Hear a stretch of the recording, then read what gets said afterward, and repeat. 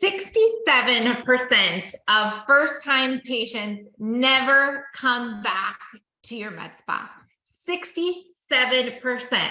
Let that sink in for a second. I hope that is a punch to your gut when you hear that statistic, because you are spending hundreds of thousands of dollars every single month, definitely every single year, to acquire new patients.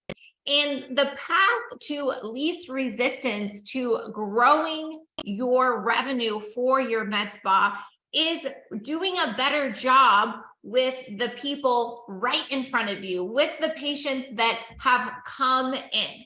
But it takes a strategy, a system, and accountability to make sure that you are not one of those med spas that 67% of your first-time patients never ever come back through the door. You want to be one of those med spas that has a 70% or higher rebooking rate. And I'm not just talking about a 70% or higher rebooking rate on patients that, on the majority of your patients that have been with you for years. I'm talking all of your patients, including first-time patients, including those consultations that you're scheduling that you've had no commitment to any specific treatment or treatment plan. And there are two very important things that I want you to pay attention to so that you can increase your rebooking rate. Because I share the study all the time about how it takes more than just new patients in the door, but to also focus on establishing that rebooking culture in order to hit your growth numbers in your med spa. And I'm going to be today going over my top 2 strategies in making sure that you have a rebooking culture with new patients that come through the door. Now, I want you to take a good, hard, fast look at these 2 things, because a lot of med spa owners and practice managers will say, yeah, I'm doing the 2 things that you just mentioned, Caitlin, or that you're going to be mentioning here in a second. And what I want to impress upon you is that these 2 things that I'm going to be sharing with you is not rocket science. It's not going to be something that you've never heard before. However, there are likely steps or holes in your current system that is resulting in you not having a higher conversion rate with first-time patients, not having a higher rebooking rate or culture in the med spa.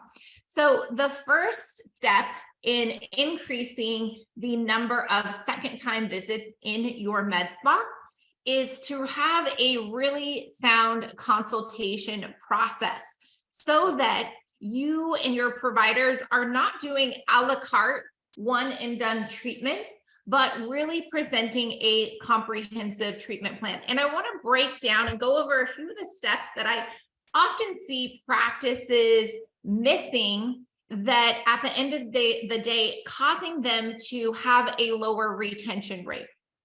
So the very first thing is that the provider is allowing the patient to dictate the consultation and or treatment in its entirety. What I mean by that is, I'm the patient, I called, I said that I want a hydrofacial, or I said that I want Botox. I show up, I get that treatment. I'm told, let us know if you want to schedule your next appointment. Or maybe we have some great skincare products. Let me know if you're interested in those. They come in, they get their treatment, and we never see them again because we are allowing them to dictate their treatment plan or their experience at the med spa and doing a la carte treatment plans. Part of the first step in not doing a la carte treatment plans is having an aesthetic interest questionnaire, but actually using it to guide the conversation in developing a comprehensive treatment plan. So if you're a med spa that doesn't have an aesthetic interest questionnaire to pull out pain points, Not to say, are you interested in Botox filler or IV therapy or listing out all the services and devices that you have, but listing out every single problem or challenge that you can solve. That then once you have that information, then you can start explaining why you would recommend different treatments, devices, or services that you have to offer to solve their pain point. So that is an aesthetic interest questionnaire. 1, you got to have it. 2, you got to use it. You can't just have it, but you have to use it. Another common challenge that I see in the consultation room is not asking for a commitment to the treatment plan that you recommend. There's a lot of good providers out there that get excited to be able to help their patient, and they put together a beautiful, wonderful treatment plan, but then they get hung up of asking for a commitment. And there's certainly tips and tricks along the way to build your confidence and asking for those higher ticket packages or treatment plans and getting micro commitments along the way and scripting that out for them. And if you have providers or a team that have challenges with that, that's where you really got to break down the consultation process and script it out word for word of what you want them to say, because that scripting and then holding them accountable for learning that script, using that script, recording them, role playing, is going to help them build more confidence so that eventually it just comes from their gut, okay? And asking for that commitment. And there has to be a well-orchestrated plan, because oftentimes I see med spas being like, well, the service provider is asking for the commitment. And then the service provider is like, well, I'm telling the front desk what I'm recommending and then leaving it up to them to schedule those appointments. And that's not setting you up for success.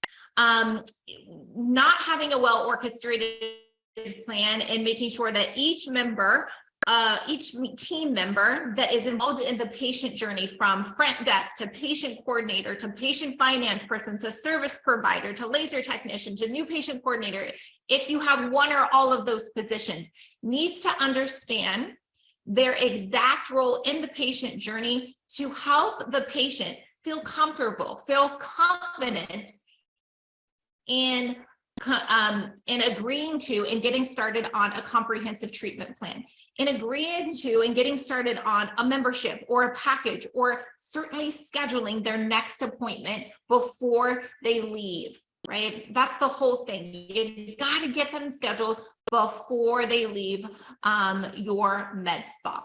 So you got to have that orchestrated out. The third thing that I see a challenge in the consultation plan, when you are finally getting confidence and recommending those higher ticket treatment plans, is you're not presenting patient finance. Now, I know that there's a hang up out there of like, oh, I don't want to present patient financing because I hate paying the financing fees.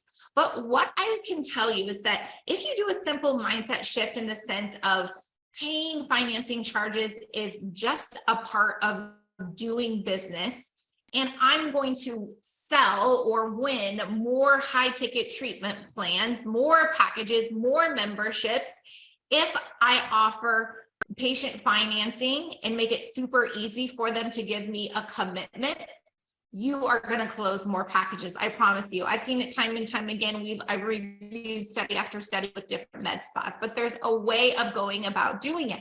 So one of the examples that I love to do, and you can start doing this month in January, whatever your promo is for January, I'm hoping that it's some type of bigger packages that is, $1,000, $2,000, $3,000, $4,000, $5,000, right? So these, you want to apply this to your bigger packages, is when you're making that one sheet, that promo sheet that you're putting at your front desk or in each exam room or on the window or in the bathroom.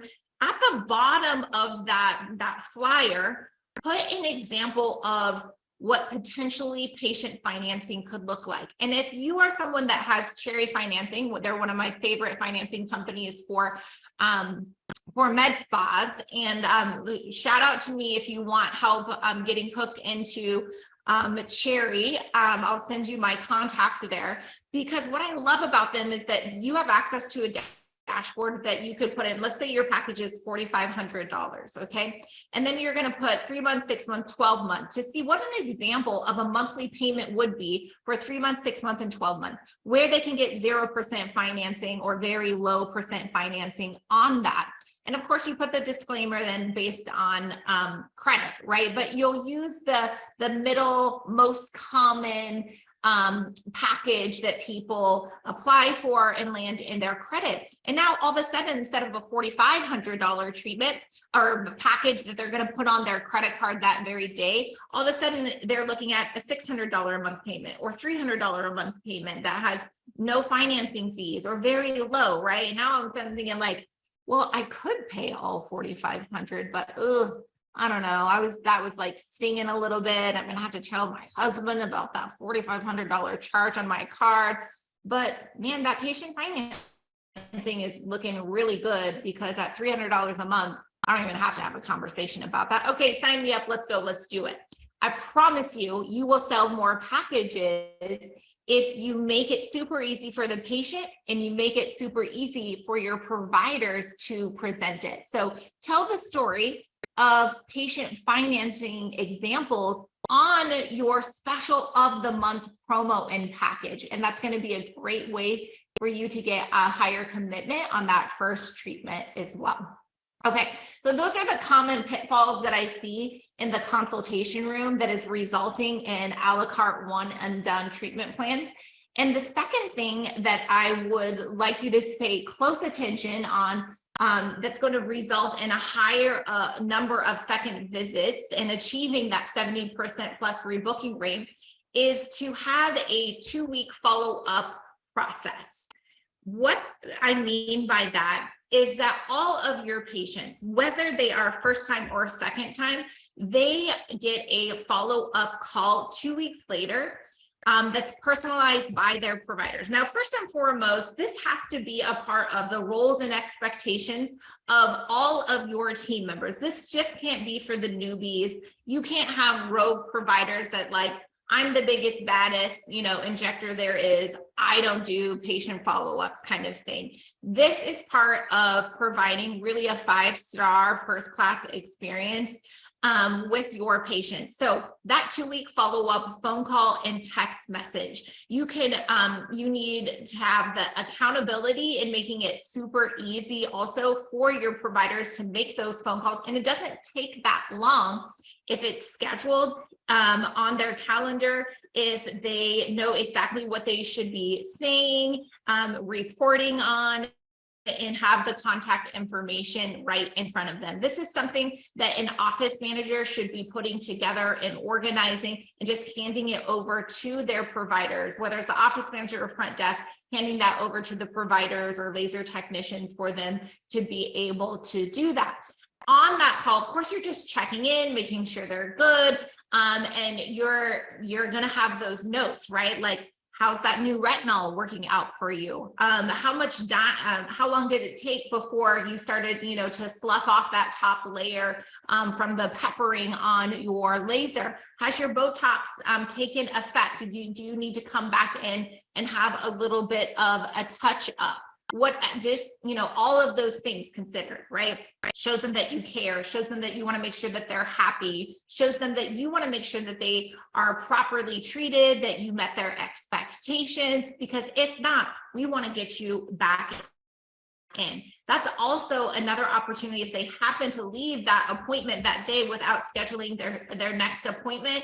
That's the perfect time right then and there to make sure that you get a commitment for that next appointment, right? Because of course, there's always those times that's like, well, I got to check my finances. I got to check my schedule. I want to think about it, right? When you get those type of answers, that 2-week check or follow-up is the perfect time to then hold them accountable in making a decision for that next step. If they don't pick up the phone, because the phone is the best way that you want to communicate with them, then again, you want to follow up with a text message because that makes it super easy for them to respond back to you, right? Yes, I want to talk to someone. Yes, I want to schedule. Yes, I have a question. Yes, I have a problem, or no, I'm good kind of thing. And if they do engage, even with they're good, and if they don't have an appointment scheduled next, then you could follow up. Oh, I'm so glad to hear that your last treatment went well, or that your Botox is settling in. Let's go ahead and get you scheduled for your 3-month appointment when your Botox wears off. Like, how does Tuesday at 3 p.m. sound, 3 months from now, and you have that exact in there. You got to close the loop. Okay.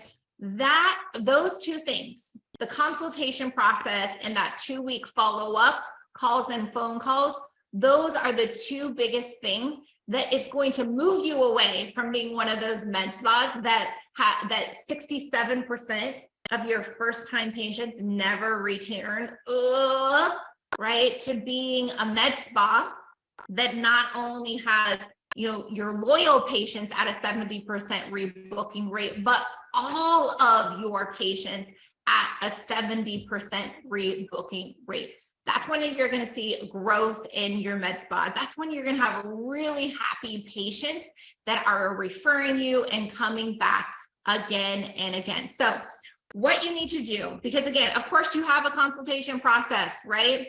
Maybe you don't have a 2-week follow-up process. So that's something that you could implement, but I want you to take a good hard look at your consultation process first and foremost, and ask yourself, do I have an aesthetic interest questionnaire?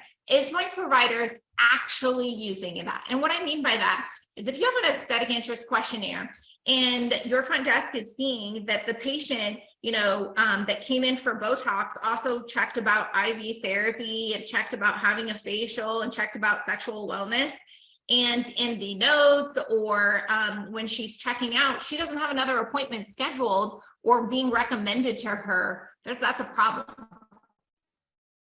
That's a big problem, because that means the provider is not utilizing the aesthetic interest questionnaire in the consultation room. Okay, so you got to close the gap on that and really map out your patient journey. You also need to make sure that your providers are actually asking for a commitment.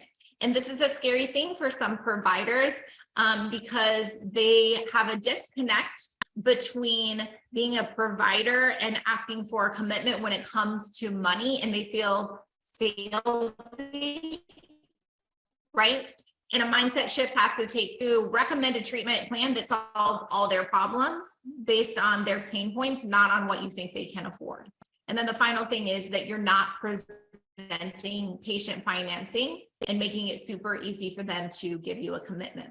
Now, on the 2-week follow-up process, again, this one's a little bit trickier to implement if you haven't already, because you might get a little bit of pushback, especially from some old dogs that don't want some additional responsibilities, right?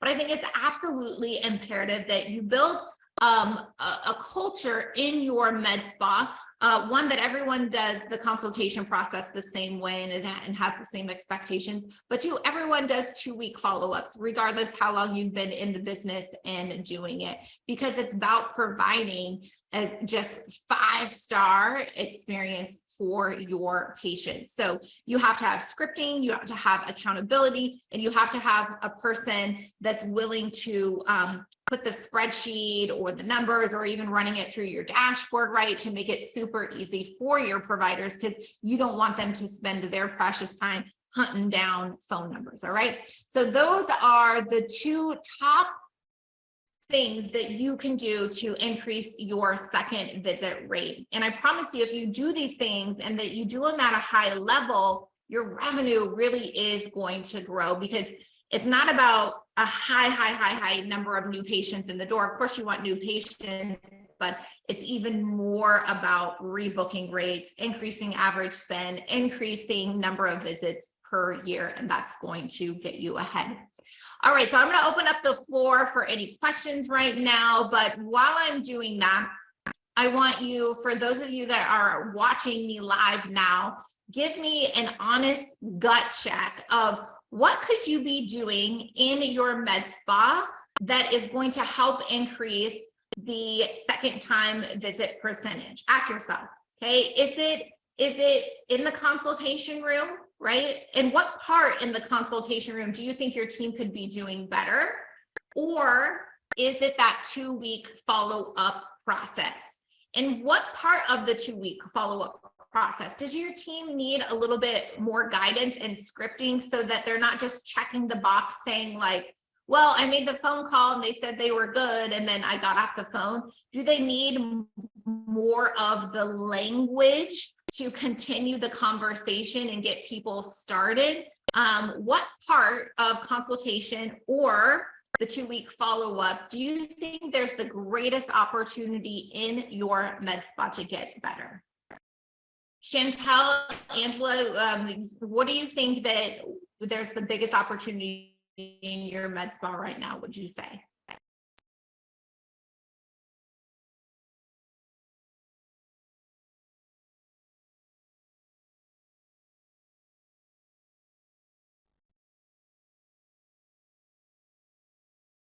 Okay, so Angela shared having the front desk revisit the aesthetic care plan to book other services. Okay, so let me ask you this. If you were to ask your team, all right, guys, who's responsible for making sure the patient gets booked for their next visit? I'm curious to know what your front desk would say versus your patient providers. What do you, Angela, what would you say? Yeah, Chantel, I would agree with you. And Nicole and I talked about that on their last visit. How is that going from, I think my call was with her 3 or 4 weeks ago. Has that gotten any better, would you say, Chantel? Angela, what would you say? Awesome, Chantel, glad to hear that. I think it's front desk and Kate agrees. Okay. So Kate, and is Kate with you right there beside you? Awesome. Okay. So your providers has their recommendation in their treatment plan, and that she's handing it off to Kate, and then Kate is saying, hi Kate. Then Kate is saying, okay, can I get you scheduled for your next Botox appointment? Or what does that language sound like? Kate, unmute yourself here. So I will basically say, like if it's a tox appointment, I'll say, can we get you set up for your 2-week follow-up just in case we need to do some additional units or touch-ups? And if they say no, I'll try and let them know like, okay, well, we're going to follow up with you. We'll give you a call, like just to try and get them in, even if they don't want that follow-up appointment. So that's kind of how I do it. Okay. Now, what about, I'm in my mind, I'm seeing like they just had their Botox and then you're asking them, hey, do you want to come in for your, in 3 months from now? What about if they came in for, a facial and your team is recommending, right, like a comprehensive treatment plan? To me, it's more challenging and looks and sounds different than scheduling, your next laser hair removal appointment or scheduling your next Botox appointment. So I want to hear from you. How are you, when you're seeing that comprehensive treatment plan, how are you handling getting that commitment? You want to tell her what we just implemented? You can Go ahead. Wait, are you referring to The flyers that we put up. Yeah, we're kind of doing like a little bit of an incentive in a way, where if someone were to like reschedule an appointment with us or rebook their service with us, we give them like a little voucher towards a new service to try and get them in the door for something else. So say they had like tox done and then they pre-booked their follow-up appointment, we'll say, okay, great, thank you for rebooking your appointment. Here's a little voucher towards a laser service. So you can try that out too. Got it. Okay. So, Or if they leave their tax appointment, say if you book a facial in 2 weeks for your tax follow-up, we'll give you $10 off the facial. yeah. Okay. So I'm really glad that Chantel, it says Nicola, but Chantel is on here from Fresh. And I'm going to share with you one of the challenges that they were having a month or so ago, or fourth quarter in essence. Nicola is a fantastic provider. She is experienced. She puts together amazing comprehensive treatment plans that gets her patients really great results. And she, spent all this time with them, and then she was, walked them out to the front desk to Chantel, who's an amazing front desk representative. And what happens is the transfer of, not power is the right word, but relationship from someone that I just spent, 30 minutes or a half hour, and I told them all my uglies, right, that I want help with. And then now this new person is asking for my money or a commitment. And one of my challenges to Nicola was, and of course, as a medical provider, she had the mental hang up that I don't want to talk about money. I don't want to come across as salesy. But what was happening is it was kind of stopping the flow of the consultation. And then when they were landing on Chantel, it was putting her in a difficult position to actually get the commitment. And I see that potentially decreasing your close rate as well, where I would love to see, Angela, your providers get a verbal commitment of, we talked about X, Y, and Z today. Do you want to go ahead and get started on this package or this membership? Get the verbal commitment so that when your providers are walking them to the front desk, then they can make the pass off, and depending on if there's someone around or not, they can circle things or point to things. If no one's around, they can say, patient Sue is going to get started on these 2 skincare products and our sales firm package. I want to see her every 6 weeks in between appointments. Let's go ahead and get her scheduled out. She'd also like to explore potentially patient financing, so that your front desk, Kate, in this in this instance, is just like seeing it through.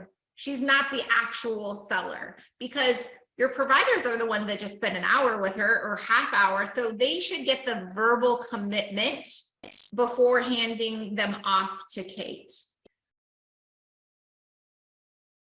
And I think that is going to increase your rebooking rate, increase your average spend, increase your retail. So, because I think Kate does a great job, but Kate didn't just spend a half hour or an hour with the patient.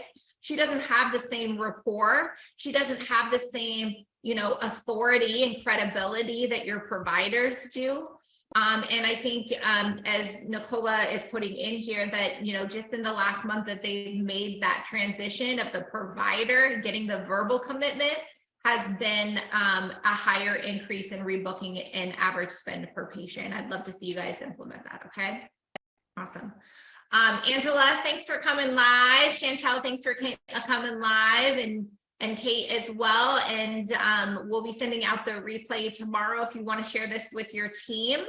Angela, for you guys to talk about what that could potentially look like and sound like, but I know that they are, excited, interested, incentivized to close more and to increase their treatment plans. And I think, in fact, I'm confident that they'll do that with just a little shift in your checkout process. Okay, awesome. All right, thank you guys. Have a great rest of your day.